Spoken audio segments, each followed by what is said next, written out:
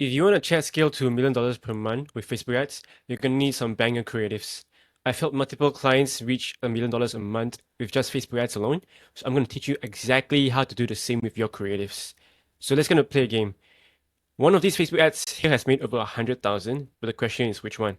And I'm gonna teach you how to create creatives like this that can scale. And if you've watched any of my previous creative strategy classes before, this will be the best one so far. I'm gonna teach you not only how to create it, how to create more versions of it, iterations, and how to scale further beyond $1 million per month. So one of these ads has made over 100,000. I'm gonna let you guess which one. What I'm gonna do is play each one. The only difference for these three videos is the hook, but let me just play the first version in full first. If you're a parent like me, you know how important it is to have a humidifier at home. That's why I was so excited to find CarePod. Its super simple design not only makes it easy to use, but really easy to clean as well. There are no filters to change, and I can just boil the tank on the stove to sterilize it. And less time cleaning means more time with him. Let me play the second hook now.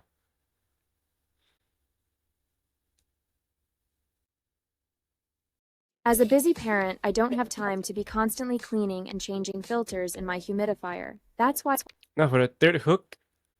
I was so sick of cleaning my old humidifier. It was way too time-consuming and really gross. That's why I So for these three videos, only hook is different. As you can see from the previews, the first one starts with if you're a parent like me. The second one starts with as a busy parent. And the third one starts with I was so sick of cleaning my old humidifier. If you were to guess, which one would have done the best? The first version, the second version, or the third version?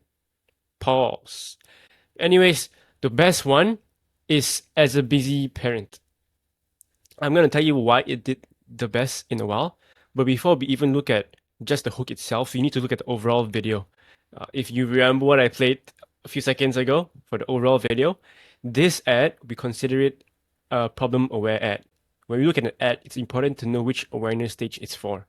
There's a bunch of different awareness stages, being unaware stage where people don't even know what product is or don't even know what their own problem is, to a stage down the funnel like product aware where people already know about your product, they just need a reason to buy.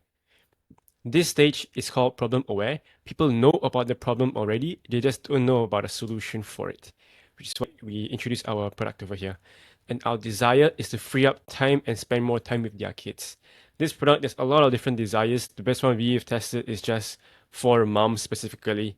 As you can see, it says as a busy parent, for them to free up their time, spend more time with their kids. You guys may have or may not have seen my previous ads, but this winning ad over here is sort of the third iteration of previous existing best ads already. Before I tell you why this one did the best, let me show you what I used to do. Okay. Before that, this was one of our first winning ads, and it was a comparison ad.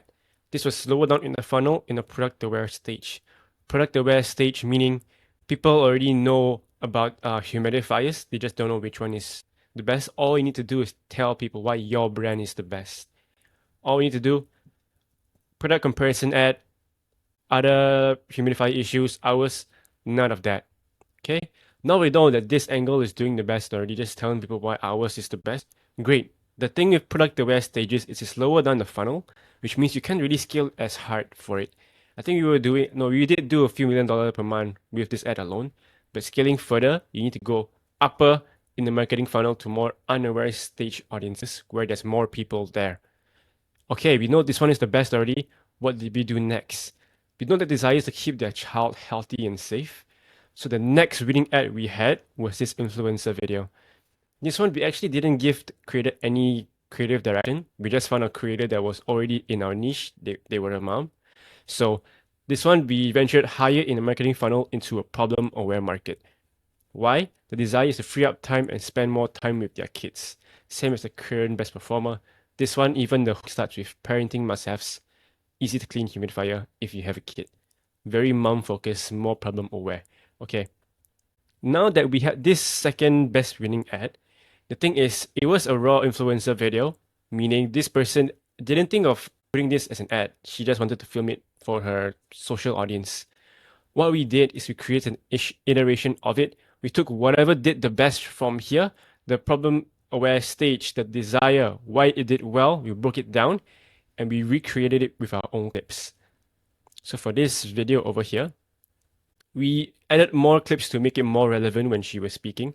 Instead of just influencers talking to the camera, there are relevant clips to show whenever we are talking about a specific point, and we use an AI voiceover for this. That's why this ad did so well, because we took elements of what already worked the best, and the core desires are the same, awareness stages all the same. So how do you actually go about creating winning ads like this then? Good question. So we're going to go over my framework of how to create Facebook ads that scale like crazy. Your first step is always your research. The brand that understands their customers the most wins. There's a few ways people like to do customer research. I would say do it as much as possible or whatever that you can have. There's a few ones that I like the most. The first one being a tool called Shulix. What Shulix is, it's a tool that scrapes Amazon reviews. So over here, you have an Amazon listing. You can use Shulix, it breaks all of it down. Okay, all the reviews it's seen. What are the pros? What are the cons? What are people using it for? Good ones, for example, the pros are easy to use. Great. Now in your ad, you can highlight how it's easy to use, or your cons. Let's say your competitors' products have poor suction. Your product, you can just say good suction, something like that, which is similar to our previous comparison ad over here that did very well. All we did was just say why ours was the best. It's cool. Next few steps you want to do for customer research. Go through your customer reviews and ad comments. Be straightforward. Look at your ads. Look at what people are saying on the reviews. Very important. People kind of overlook it for some reason. The next one is to watch content on TikTok and YouTube that your target audience watches. So, for example, we're here on TikTok now. I looked up a video for a humidifier. Look at whichever video had the most engagement. Take a look at it. And most importantly, you want to be taking a look at the comments. What are people saying? For example, this one says mold and mildew. This one says mold again, skincare. Okay, all these are great target angles that you can go after. They say mold and mildew. Cool. Going back to our sheet, why do people want a humidifier that's easy to clean? So there's no mold and mildew. Okay, we already know that. For our ad over here, the issue is that cleaning your humidifier to prevent mold takes a long time, which is what we started off with as a busy parent. Because realistically, if you're a parent, you have a lot of enough shit trying to take care of your kid already. This shouldn't be one, which is why this ad did so well compared to the others. All right. Besides that, the last one is an Atra. You guys may have used or seen a tool called Foreplay as well. Atra is the same thing. We like it much better. All it is a sort of an ad spy tool. You can search whatever brands you like. Let's say you want to look at Cuts clothing. Search up Cuts. You can see all the ads that you have ran. You can sort by longest running. Usually the ad that has ran the longest are their best ads. But it's really good for inspiration. We have tried literally just imitating the ads from, let's say, a board like this. It's never worked well. Take inspiration, but don't copy. You can try it. Whenever we did, it didn't work well. You need to put out whatever is unique to your brand. But the way it's presented, the image style, those are fine. People like me, I'm not a very creative person. So it helps a lot trying to bring my ideas to life. Cool. Next point, your planning. Now that you have your research done, how do you actually plan out some winning ads? We don't want to just spam test. We want to create winning ads because each winning ad, for example, might be able to help you scale double, triple, ad KPI. If you focus on that, it's much better than just spitballing or whatever you found that looks cool. So before you launch an ad, you need to know what is the market awareness I'm targeting and what are the desires. So over here, for each ad we know the awareness stages, the desires. This way you can actually break down why the ad did well. Some people on Facebook ads, they take a look at metrics like CTR, CPM, hook rate, etc. And those are cool to look at. It's just not very reliable because it's very easily manipulated. If you've ever seen an ad account with very high CPMs, usually the CTR is very high. Some people will think that, oh, this ad is great. The CTR is very high. But it didn't convert. So the metrics in that case, not really relevant then. You're breaking down the variables of the ad based on the awareness stages and the desires this way. Much better. Make sure that you have each ad concept plan in the sheet. along with the awareness stages and desires for each of them. This way, you can actually keep track of the variables and which one is working the best. Third step, execution. Now you have it all planned out, you know how it wants to look like. How do you actually make it look good? Me, as I said, I'm not a very creative person. If I made the ad, it'll look like I did it on Microsoft Paint. Uh, I don't think my team will want me to do that. So there's a few things we use to make our ads really pop. So for people like me, if I want to create static ads, I use templates from Creative OS or Creative Donut. So what these are, let me show you. What Creative OS is basically a whole library of static templates. Like over here, they just kind of pull from templates that the other brands are using. So they already look really good. All you need to do is go in here, change the headline, change the image, and this way you can actually make good looking ads, and that turns me into graphic designer now. Pretty good. And as for your videos, if you want inspiration for how the video should look like, that's where HR comes in as well. It's a good tool to look at inspiration for how to arrange your ideas. And that's for the execution part of thing. The next one is your learnings. A lot of brands, even 8-figure per year brands I've spoken to, if I ask them, okay, actually, for the ads you've tested in the past month, what actually did well and why did it do well? They can't really give me a good answer besides just speculating. Oh, because the hook isn't that good. Well, okay, that's cool, but the thing is, you keep doing the same things over and over again, and you expect different results. How are you gonna scale this way? Which is why when you actually need to be learning, it's very important. Have a feedback loop like this so that you always learn. So for each ad you have, note down the desires, the awareness stages, the messaging that worked. I want you to have it in a sheet. For us, let me show you. Each ad we have planned out is inside a sheet like this. So let's say we have ad number one. We say, okay, why do we think it's gonna do well? The desires and whatnot. What are we trying to target? How confident and how easy it is to create. This way we know what to prioritize.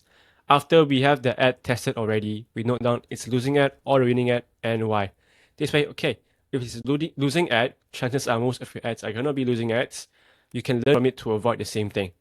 Or if it's a winning ad, great. Now you can figure out what about it did so well so you can repeat it. This way, you actually learn and you're gonna increase your winning ad rate a whole ton. The last one is just your iterations. Now that you already have a good winning ad, how do you actually improve upon it, create more of them? I will only recommend iterating on an ad concept that's already doing well. There's a few things we can test out, different hooks, different benefits, different personas. Like in this example I showed you over here, right? So this winning ad is the third version of winning ads from this initial ad concept over here. We took the learnings, okay, iterate a whole ad concept based on what we've learned. Okay, second one already, winning ad again, iterate based on what we know does the best, and then we came about to our new best winning ad. So this give you a simple breakdown of how you want to create iterations like this. Okay. Most importantly, each ad concept you test, you'll need 3 variations to it. Let's say you were to test an image ad, you can have 3 variations where the headline is the same, just different images you're using. This way, a lot of people, they spend a lot of money on their ads. Let's say you want to create a UGC ad, right? You spend a few $100s on a creator to create it. It didn't do well, and then you just kind of shoot it down. The thing is, it might have done well, it's just your hooks are bad. So having it test with 3 different variations gives it the best chance of performing. Okay, so if you test it this way, 3 variations, I like to start with your images or the video hook first. That tends to have the biggest impact. Let's say this test over here. Test 3 images first. We find out, okay, headline 1, image 1 did the best. What's next? Now you can test different headlines. Okay, same image for the next 3 variations, just different headlines. Okay, now I found headline 3 and image 1 is the best. Based on the iterations I've tested, I have a new best performer now. Okay, so a lot of other things you can test as well besides just the headline, the image. You can test the benefits of the video whole. A video whole refers to so the video hook is the first 3 seconds of the video. Video whole is the rest not the rest tree, it's the rest of the video and the benefits in the video or the benefits on the image itself. The last one you can test is a persona. This one is later down the line when you already have a good concept that's working well. So let's say you have a video ad that's working well with a white woman. Okay, you found the best variations around it. Now you can test it instead of a white woman, have a black woman recreate it, an Asian woman recreate it. This way you hit different targets, different pockets of audiences. But this is the breakdown of how you want to create winning ads that can scale to $1 million per month. Hopefully, this gave you guys a lot of value. This is the exact processes we use for all of our clients and how we scale multiple clients to $1 million per month.